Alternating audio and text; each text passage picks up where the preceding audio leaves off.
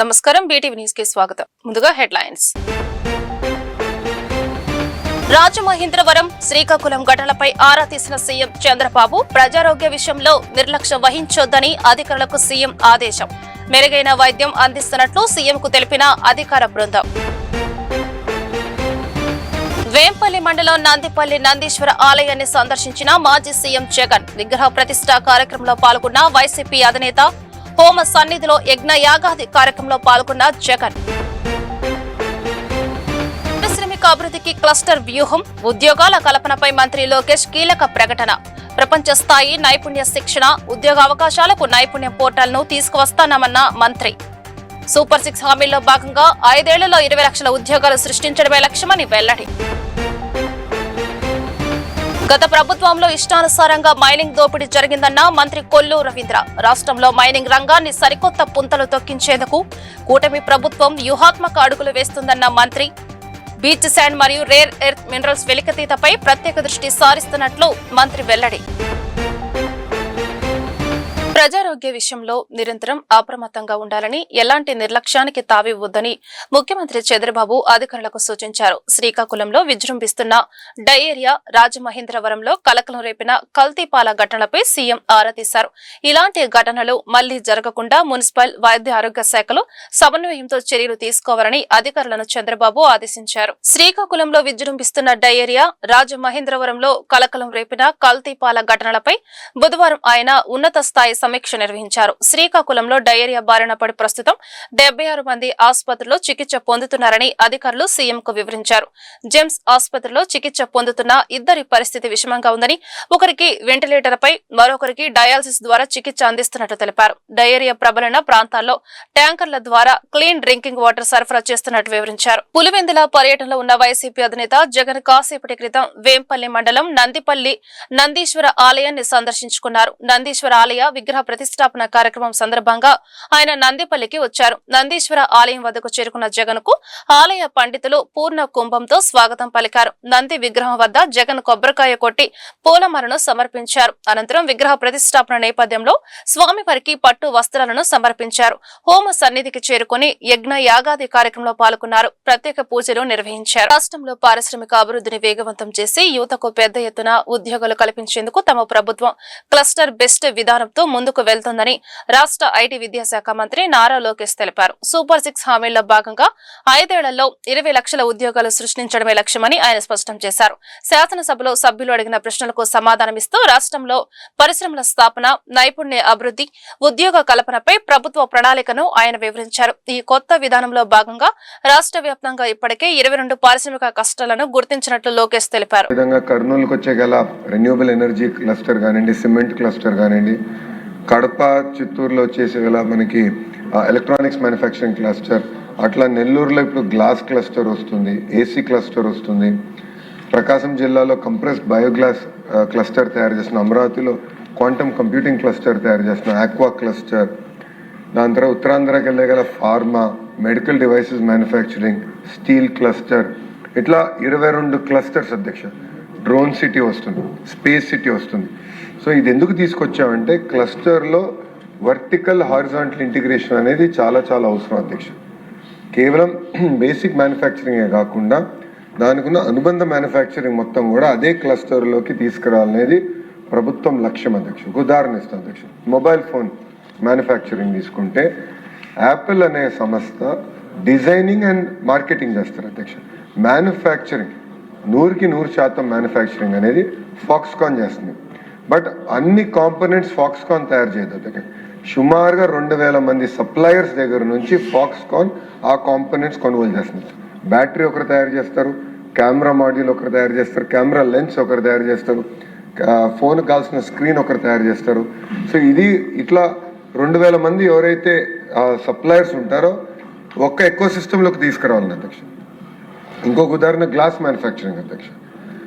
ఈరోజు మీరు చూస్తే మనకి భారతదేశంలో ఆదాయం పెరిగే కొద్దీ గ్లాస్ కన్జంప్షన్ కూడా పెరుగుతుంది అధ్యక్ష. అంటే బిల్డింగ్ ఫసాడ్ కానివ్వండి, సోలార్ ప్యానెల్ గ్లాస్ కానివ్వండి.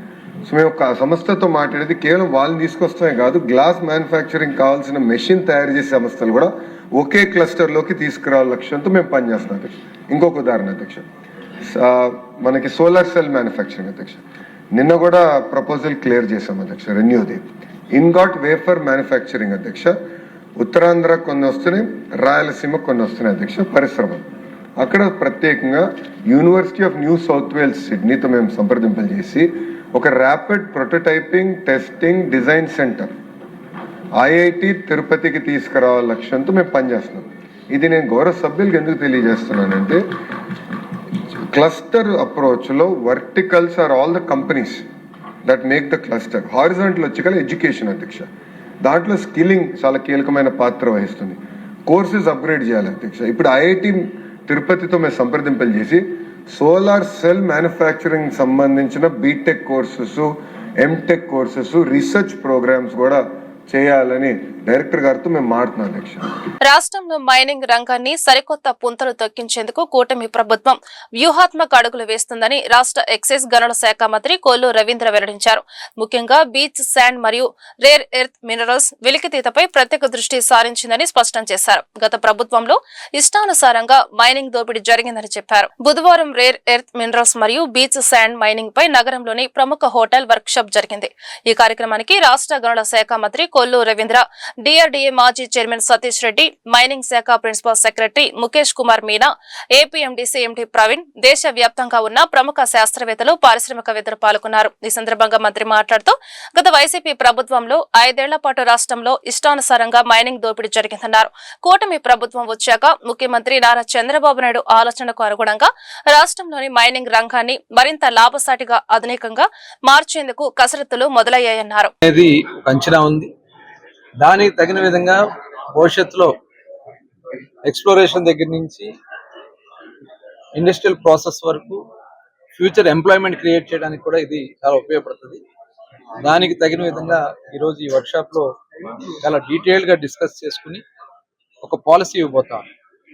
ఎందుకంటే 5 సంవత్సరాలు మనం చూసాం, ఈ రాష్ట్రంలో మైనింగ్ని అస్తవ్యస్తం చేశారు, అనేక మంది మీద దాడులు చేశారు, మైనింగ్ వాళ్ళ సొంత జాగీర్గా ఉపయోగించుకున్నారు.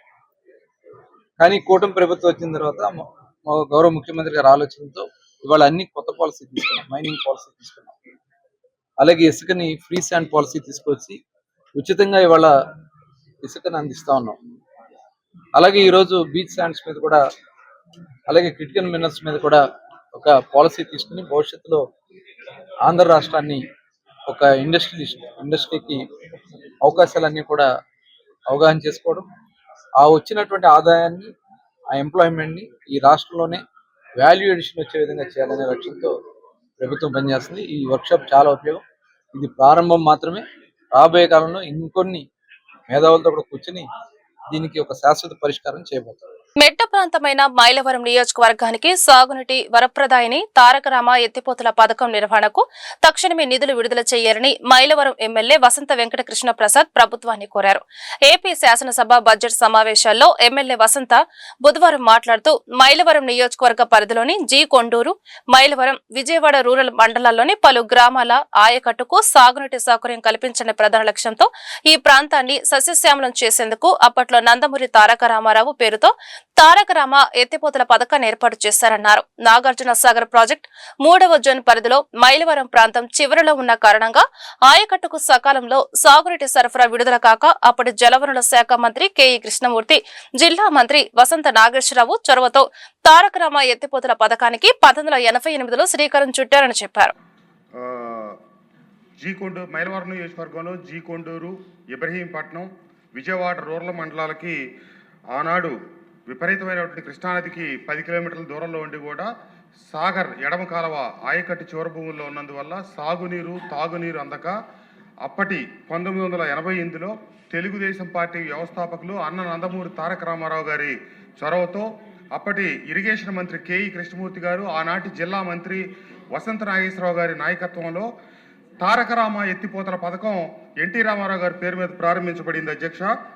అది కుడి ఎడమ కాలువలుగా ముందు 56,000 ఎకరాలకి పథక రచన చేసి తర్వాత 13,800 ఎకరాలకు మాత్రమే పరిమితం చేసి 6 లిఫ్ట్ ఇరిగేషన్లతో 14 మోటార్లతో ప్రారంభించి కాలక్రమేణా నీరు అందించలేని దుస్థితికి వచ్చింది అధ్యక్ష. అక్కడ రైతాంగం అంతా ఈ తారక రామ లిఫ్ట్ ఇరిగేషన్ మీదే ఆధారపడి ఉన్నారు. అక్కడ 2019 నాటికి పరిస్థితి ఏమాత్రం ఆశాజనకంగా లేక నేను అప్పుడు శాసనసభ్యుడిగా త్వరితగతిన పనులు చేపిస్తే ఆనాటి ప్రభుత్వంలో 75 లక్షలు పెట్టి ఏదో తాత్కాలిక మరమ్మతులు చేపించిన ఆనాటి ముఖ్యమంత్రి జగన్మోహన్ రెడ్డి గారి దృష్టికి తీసుకెళ్తే కూడా వారు 5 సంవత్సరాల కాలంలో రిపేర్లు చేయించిన వాటికి నిధులు కూడా మంజూరు చేయించకపోతే కూటమి ప్రభుత్వం అధికారంలోకి వచ్చిన తర్వాత 75 లక్షల రూపాయలు 2025 ఫిబ్రవరిలో విడుదల చేయడం జరిగింది అధ్యక్ష. మళ్ళీ 5 సంవత్సరాల కాలంలో అప్పుడు నిధులు విడుదల చేయలేదు కాబట్టి ఇప్పుడు పథకం పూర్తిగా రైతులకి నిరుపయోగంగా మారింది. కేవలం 4-5 మోటార్లు పాక్షికంగా పనిచేస్తూ ఉన్నాయి. 4,05,00,000 రూపాయలతో అధికారులు ప్రతిపాదనలు పంపించడం జరిగింది. దయచేసి ప్రభుత్వం తక్షణం నిధులు మంజూరు చేసి కాలువలు బాగు చేయించి మోటార్లు బాగు చేయించకపోతే ఇబ్బందికరమైన పరిస్థితి అధ్యక్ష. ఇంకొక చిన్న విషయం అధ్యక్ష, ఇదే కాలువ మీద గన్నవరానికి కూడా నీళ్లు తీసుకెళ్లాలని చెప్పి అప్పటి గన్నవరం శాసనసభ్యులు గద్దే రామ్మోహన్ గారు ఈరోజు సభలో ఉన్నారు. గద్దే రామ్మోహన్ కాలువ అని చెప్పి ఒక కాలువ నిర్మించడం జరిగింది అధ్యక్ష. అది కూడా మా నియోజకవర్గంలోంచి వెళ్తా మధ్యలో కొత్తూరు తాడేపల్లి షాబాద్ జక్కంపూడి దగ్గర అర్ధాంతరంగా ఆపేశారు. నీళ్ళు లేనప్పుడు నీళ్లు ఉండవు, వర్షాలు పడ్డప్పుడు వచ్చి పొలాలు మునిగిపోతా ఉన్నాయి. ఆ కాలువ భూసేకరణ చేసి విజయవాడ నగరం నడిపొట్టున ఉన్న రాణిగారి తోట వాసులు కష్టాలు వర్ణాతీతంగా మారాయని సిపిఎం నాయకులు దోనేపూడి కాశీనాథ్ ఆవేదన వ్యక్తం చేశారు. సుమారు 60,000 కుటుంబాలు నివసించే ఈ ప్రాంతంలో గత 8 ఏళ్లుగా సబ్వే నిర్మాణం అడుగు ముందుకు పడటం లేదని ఆగ్రహం వ్యక్తం చేశారు. వెంటనే సబ్వే నిర్మాణం చేపట్టాలని, లేకుంటే ఆందోళన ఉధృతం చేస్తామని హెచ్చరించారు. బుధవారం సిపిఎం ఆధ్వర్యంలో కృష్ణాలంకలోని నేషనల్ హైవే అథారిటీస్ ఆఫీస్ ముందు ధర్నా కార్యక్రమం నిర్వహించడం జరిగింది. ఈ కార్యక్రమంలో సిపిఎం నాయకులు దోనేపూడి కాశీనాథ్, తూర్పు నగర కార్యదర్శి పుప్పాల కృష్ణ కార్యకర్తలు పాల్గొన్నారు. ఈ సందర్భంగా వారు మాట్లాడుతూ విజయవాడ తూర్పు నియోజకవర్గ పరిధిలోని రాణిగారి తోట ప్రాంతం ఇప్పుడు సమస్యల వలయంలో చిక్కుకుందన్నారు. 4 డివిజన్ల ప్రజలకు ప్రధాన మార్గమైన నేతాజీ వంతెన వద్ద సబ్వే నిర్మాణం 8 ఏళ్లుగా పెండింగ్ లో ఉందన్నారు. జాతీయ రహదారి అధికారులు 29 కిలోమీటర్ల హైవేని కేవలం 24 గంటల్లో పూర్తి చేశామని గొప్పలు చెప్పుకుంటున్నారే తప్ప కేవలం 200 మీటర్ల మేర ఉన్న ఈ సబ్వే నిర్మాణాన్ని పూర్తి చేయడం లేదన్నారు. ట్రాఫిక్ కష్టాలను అరికట్టాలి, నేషనల్ హైవేపై ప్రమాదాలను అరికట్టాలి, నేషనల్ హైవేపై ప్రమాదాలను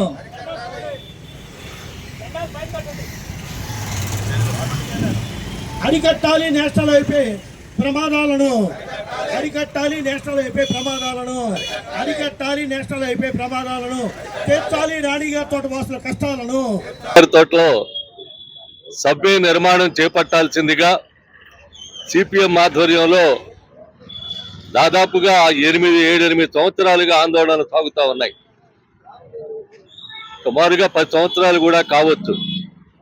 ఈ 10 సంవత్సరాలుగా సాగుతూ ఉన్నటువంటి ఆందోళనలనే ఇక్కడ ఉన్నటువంటి ఎమ్మెల్యే కానీ ఇక్కడ ఉన్నటువంటి ప్రజాప్రతినిధులు కానీ ఎవరికి పట్టడంలా.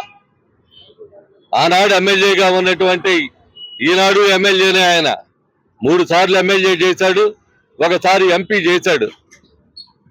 ఇదిగో ఇంకేముంది, 5 నిమిషాల్లో సమస్య పరిష్కారం అయిపోద్ది, నేను చేసేసాను చెప్పేశానని చెప్పారని గప్పాలు కొట్టారు.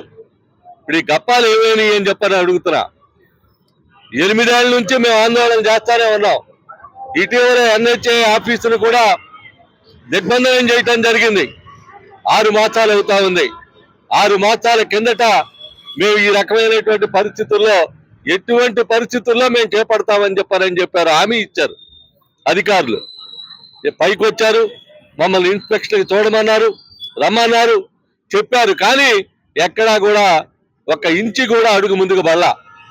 దీన్ని బట్టి చూస్తే పైకి చెప్తా ఉన్నారా, నిజంగా జరిగే పరిస్థితి ఉందా?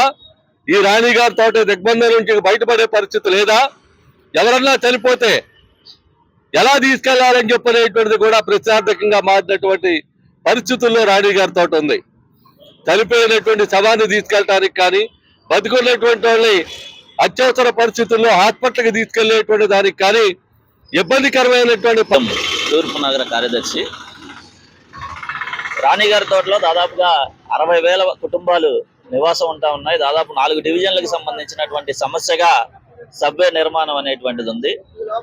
ఈ ప్రాంత ఎమ్మెల్యేగా ఉన్నటువంటి గద్దె రామ్మోహన్ గారిని దాదాపుగా 8 సంవత్సరాల నుంచి ఇక్కడ ఉన్నటువంటి సబ్వే నిర్మాణం తక్షణమే చేపట్టి రాణిగారి తోట ప్రాంతంలో ఉన్నటువంటి ట్రాఫిక్ కష్టాలు తీర్చాల్సిందిగా సిపిఎం ఇక్కడ ప్రజలు కలిసి అనేక పోరాటాలు నిర్వహిస్తూ ఉన్నాయి. కానీ ఎన్ని పోరాటాలు చేసినా, ఎంత గగ్గోలు పెట్టినా ఇక్కడ ఉన్నటువంటి ఎమ్మెల్యే గారికి కానీ, అధికార పార్టీకి కానీ, నేషనల్ హైవే అథారిటీ అధికారులకు కానీ ఎక్కడా కూడా కనబడేటువంటి పరిస్థితి లేదు. వాళ్ళకి సంబంధించినటువంటి కార్యక్రమాల్ని జరుపుకొని వెళ్ళిపోయే పరిస్థితి తప్ప ఇక్కడ ఉన్నటువంటి ప్రజల కష్టాలను తీర్చే దానిలో ఏమాత్రం కూడా ముందుకు వచ్చేటువంటి పరిస్థితి లేదు. ఈ రోజున గద్దె రామ్మోహన్ గారు ఈ ఫీడర్ రోడ్డుకి పేరు పెట్టే దాంట్లో చూపినటువంటి చొరవ కానీ, ఈ రోజున నేషనల్ హైవే అథారిటీ అధికారులు గొప్పగా చెప్పుకుంటున్నటువంటి 29 కిలోమీటర్ల హైవేని మేము 24 గంటల్లో పూర్తి చేసామని చెప్పేసి గొప్పలు చెప్తా ఉన్నారు. కానీ 8 సంవత్సరాలుగా గట్టిగా 200 నుంచి 300 మీటర్లు ఉండేటువంటి సబ్వే ఏర్పాటు చేయడానికి సంబంధించిన విషయం మాత్రం 8 సంవత్సరాలుగా ఈ రకంగా మగ్గున ఉంది అనేటువంటిది కూడా ఈ సందర్భంగా మీ దృష్టికి తీసుకొస్తా ఉన్నాం. కాబట్టి మీరు చెప్పుకునేటువంటి గొప్పలు సాధారణ ప్రజలు. ఆంధ్రప్రదేశ్ రాష్ట్రంలో ట్రాన్స్జెండర్స్ ఎంతమంది ఉన్నారు అనే సర్వే జరపాలని, ట్రాన్స్జెండర్స్ కు ప్రత్యేకమైన ఐడి కార్డులను రూపొందించాలని star society transgenders action rights protection state coordinator Nayak demand చేశారు. రాష్ట్ర వ్యాప్తంగా ట్రాన్స్జెండర్స్ ఎదుర్కొంటున్న ప్రధాన సమస్యలపై star society transgenders action rights protection ఆధ్వర్యంలో విజయవాడ గాంధీనగర్ ప్రెస్ క్లబ్ నందు మీడియా సమావేశం నిర్వహించారు. ఈ సందర్భంగా నాయక్ మాట్లాడుతూ ట్రాన్స్జెండర్ సమాజంలో అనేక సమస్యలను ఎదుర్కొంటున్నారని, కనీసం తాము ఎంతమంది ఉన్నామనే సర్వే కూడా లేదని ఆవేదన వ్యక్తం చేశారు. నాయక్, నేను హైదరాబాద్ నుండి వచ్చాను. సౌత్ అంతా వర్క్ చేస్తాను. Karnataka, Tamil Nadu, Kerala, Andhra Pradesh and Telangana. So south కోఆర్డినేటర్గా మా ఆర్గనైజేషన్ స్టార్ అంటే society for transmen actions and right. ఎవరైతే అమ్మాయిగా పుట్టి అబ్బాయిగా చేంజ్ అయ్యారో వాళ్ళ గురించి మేము పనిచేస్తాము. 2014 నాల్సా జడ్జిమెంట్ వచ్చిన తర్వాత LGBTQIలో టీని తీసుకున్నారు. టీ వచ్చేసి only transgender women, transgender man. So ఇద్దరిని తీసుకున్న తర్వాత సుప్రీంకోర్టు తీసుకున్న తర్వాత 2019లో మన ట్రాన్స్జెండర్ చట్టం రావడం జరిగింది. 2019లో చట్టం వచ్చిన తర్వాత చాలా ఫైట్ చేసిన తర్వాత ట్రాన్స్జెండర్ రూల్స్ వచ్చాయి 2021లో. 2021 రూల్స్ వచ్చిన తర్వాత అన్ని స్టేట్లలో ట్రాన్స్జెండర్ వెల్ఫేర్ బోర్డు నడుస్తుంది.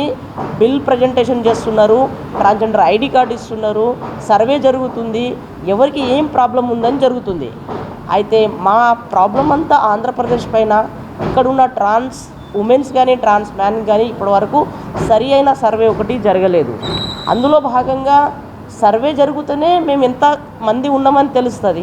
సో అది జరగడానికి మేము ఒకటి గవర్నమెంట్ని నిన్న మినిస్టర్ ఆంజనేయ సార్ గారిని మీట్ అయ్యాము. వాళ్ళు ప్రామిస్ చేశారు అన్ని రంగాల్లో మిమ్మల్ని ముందు తీసుకెళ్తామని. సో ఇక్కడ విషయం ఏంటి అంటే రూల్స్ రెగ్యులేషన్ సుప్రీంకోర్టు చేసిన తర్వాత సెంట్రల్ గవర్నమెంట్ నుండి స్టేట్ గవర్నమెంట్కి ఫార్వర్డ్ అయిన తర్వాత కూడా ఇంకా ఎక్కడున్నారు, ఇంకా ఎందుకు బయటికి రావట్లేదు అనేది ఒక ప్రశ్నగా మారింది. సో ట్రాన్స్జెండర్ ఐడి కార్డు ఇక డిజబిలిటీకి ఎలా ఐడి కార్డు ఇస్తారో ట్రాన్స్జెండర్కి కూడా అలాగే ఐడి కార్డు ఇవ్వాలి. అది డిస్ట్రిక్ట్ కలెక్టర్ ఇవ్వాలి. సో డిస్ట్రిక్ట్ కలెక్టర్ కూడా ఈరోజు ట్రాన్స్జెండర్ ఐడి కార్డు ఫస్ట్ పేరు సెకండ్ పేరుతో ఈరోజు చాలా వరకు ఎవరికి ట్రాన్స్జెండర్ ఐడి కార్డు కావట్లేదు. ఇక్కడ చూస్తే మినిమం మాకు మన స్టేట్లో మన ఆంధ్రప్రదేశ్లో. నా పేరు కిరణ్ రాజ్ బందిలా, దివ్యాంగుల హక్కుల సాధన సమితి జాతీయ అధ్యక్షుడు. ఈరోజు ప్రధానంగా రాష్ట్ర వ్యాప్తంగా ఉన్నటువంటి ట్రాన్స్జెండర్ మిత్రులు ఎవరైతే ఉన్నారో ట్రాన్స్జెండర్లు, ట్రాన్స్ మెన్స్ ఈ కేటగిరీలో వీరి యొక్క హక్కుల కోసం, రక్షణ కోసం, సంక్షేమ అభివృద్ధి కోసం ఏదైతే స్టార్ ట్రాన్స్ మెన్ సొసైటీ ఏదైతే ఉందో వారి ఆధ్వర్యంలో నిర్వహిస్తున్నటువంటి కార్యక్రమంలో ఈరోజు ప్రధానంగా రాష్ట్ర వ్యాప్తంగా పలు సమస్యలతోటి ట్రాన్స్జెండర్స్ చాలా ఇబ్బందులు పడుతూ ఉన్నారు. వాటిలో ప్రధానంగా కూటమి ప్రభుత్వం ఏర్పడిన తర్వాత 2 సంవత్సరాలు కావస్తున్నప్పటికీ కూడా ప్రధానంగా ఇక్కడ తీసుకోవాల్సిన విషయం ట్రాన్స్జెండర్లకు గడిచిన కాలంలో చూస్తే, గత ప్రభుత్వంలో చూస్తే విభిన్న ప్రతిభావంతుల కేటగిరీలో పింఛన్లు ఇచ్చినట్టు పరిస్థితి ఉంది. మరి అటువంటి ట్రాన్స్జెండర్లని అప్పుడు విభిన్న ప్రతిభావంతులకి కేటగిరీలో. చంద్రబాబు నాయుడుపై మాజీ ఎమ్మెల్యే వైసీపీ నేత ఆళ్ల రామకృష్ణారెడ్డి తీవ్ర స్థాయిలో విమర్శలు గుప్పించారు. విజయవాడ గాంధీనగర్ ప్రెస్ క్లబ్ నందు ఆయన మీడియాతో మాట్లాడారు. ఇన్నర్ రింగ్ రోడ్ కేసులో ఏసీబీ కోర్టు సిఐడి తనకు నోటీసులు ఇచ్చారని, చంద్రబాబు, లింగమనేని రమేష్, మంత్రి నారాయణ పక్కా ప్లాన్ ప్రకారం ఇన్నర్ రింగ్ రోడ్ లో అవినీతి చేశారని ఆళ్ల రామకృష్ణారెడ్డి అన్నారు.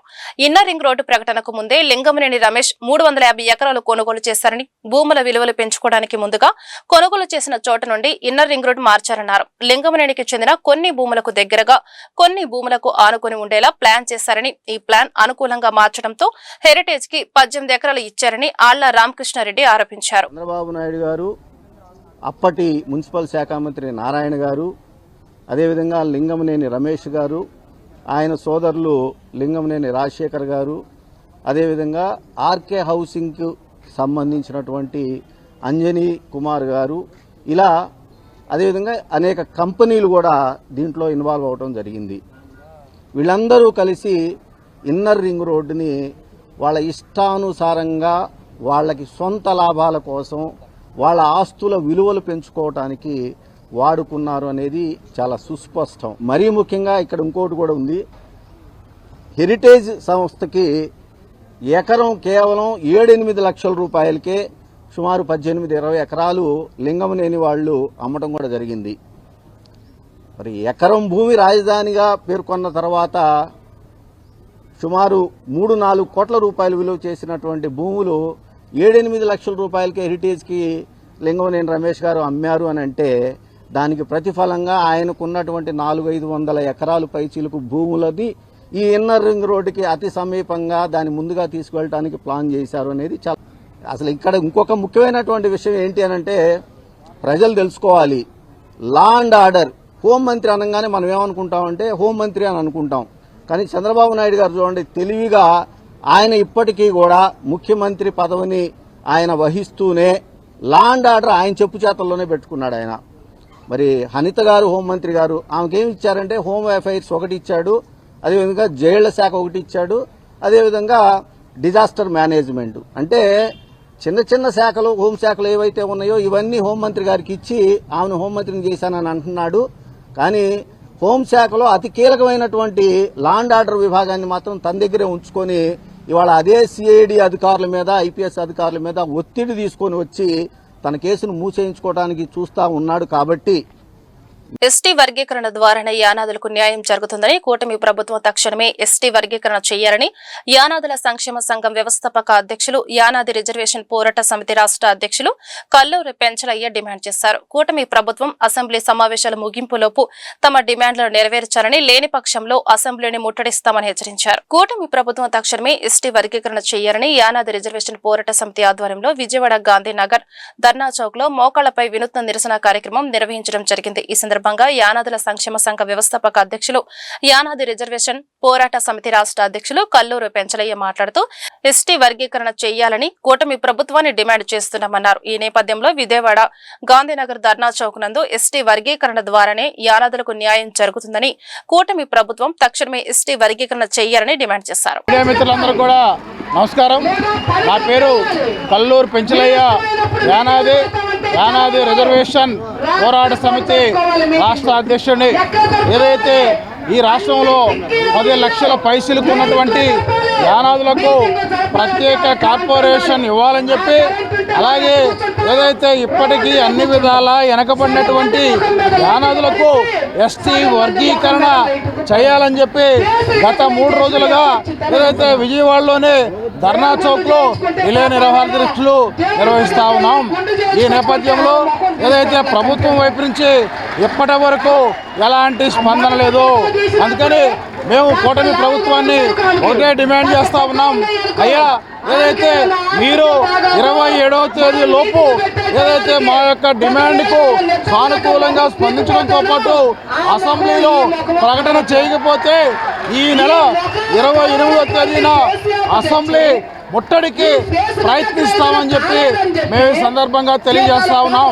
ఎందుకంటే ఏదైతే గత ఎన్నికల సందర్భంగా కూడా ముఖ్యమంత్రి చంద్రబాబు నాయుడు గారు అలాగే యువగళం అధినేత నారా లోకేష్ గారు హామీ ఇచ్చున్నారు. కానీ కూటమి ప్రభుత్వం వచ్చి 2 సంవత్సరాలైనా కూడా ఇంతవరకు ఎలాంటి చర్యలు లేవు. యానాదులకు ప్రత్యేక కార్పొరేషన్ లేదు, వర్గీకరణ లేదు.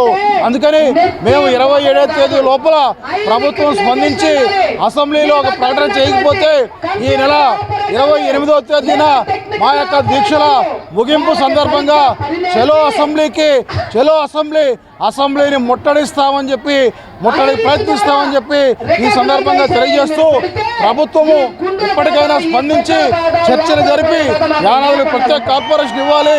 ఎస్టీ వర్గీకరణ జనసేన పార్టీ క్రియాశీలక సభ్యత్వ నమోదు కార్యక్రమం విజయవంతం చేయాలని విజయవాడ పార్లమెంటు నియోజకవర్గ పార్టీ సభ్యత్వ నమోదు సమన్వయకర్త శ్రీ బొమ్మిడి నాయకర్, ఎన్టీఆర్ జిల్లా జనసేన పార్టీ అధ్యక్షులు శ్రీ సామినేని ఉదయభాను పిలుపునిచ్చారు. ఎన్టీఆర్ జిల్లా విజయవాడ జనసేన పార్టీ కార్యాలయంలో జనసేన పార్టీ క్రియాశీలకు సభ్యత్వ నమోదుపై ఎన్టీఆర్ జిల్లాలోని అన్ని నియోజకవర్గాల నాయకులతో కలిసి విస్తృత స్థాయి సమావేశం నిర్వహించారు. ఈ కార్యక్రమంలో భాగంగా జనసేన పార్టీ ఐటీ వింగ్ ప్రతినిధులతో క్షేత్రస్థాయిలో జన సైనికులు పార్టీ క్రియాశీలక సభ్యత్వాలు ఏ విధంగా నమోదు చేయాలి అనే అంశంపై అవగాహన సమావేశం నిర్వహించారు. అనంతరం ఈ కార్యక్రమాన్ని ఉద్దేశించి Andhra Pradesh deputy CM Janasena party అధ్యక్షులు పవన్ కళ్యాణ్ 2026వ సంవత్సరం జనసేన పార్టీ బలోపేతం కోసం పనిచేసేవారని ఉద్యమి, సాధక్, ప్రదాతులుగా వర్గీకరించినట్లు వెల్లడించారు.